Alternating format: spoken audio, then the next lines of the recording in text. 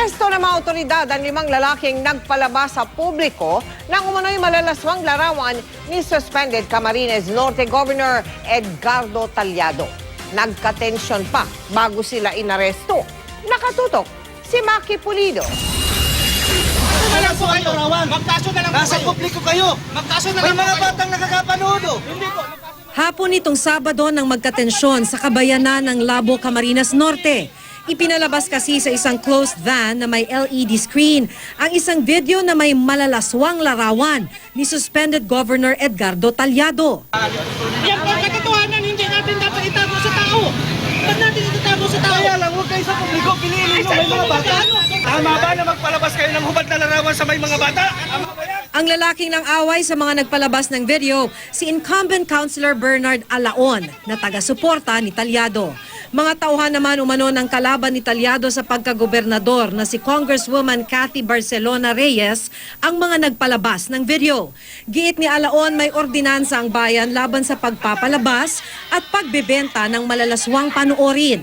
Humupa ang tensyon ng umawat ang mga pulis. Pero maging ang isa sa mga pulis, kinagalitan ng konsihal. Boss, dito lang sa tabi din ko. Nasa publiko, nagpapakita ng larawang hubad. At hindi natin ang daming bata, oh. Dinala ng mga pulis sa presinto ang 5 operator ng closed van at kahapon na-inquest sila sa kasong paglabag sa batas kaugnay sa pagpapalabas ng malalaswang material. Kabilang din sa mga kinasuhan ng ama ni Barcelona Reyes na may-ari ng closed van. Nakapagpiyansa na sila sa halagang 30,000 pesos bawat isa kaninang umaga. Kahit sino pa man, yung nandun sa mga larawang pinapalabas nila, gagawin kong sila ay pahintuin sapagkat nasa publiko sila at merong mga minor de edad na nakakakita ng malalaswang larawan.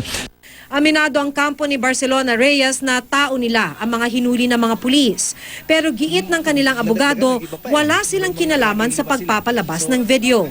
Wala rin naman daw masama sa naipakitang video.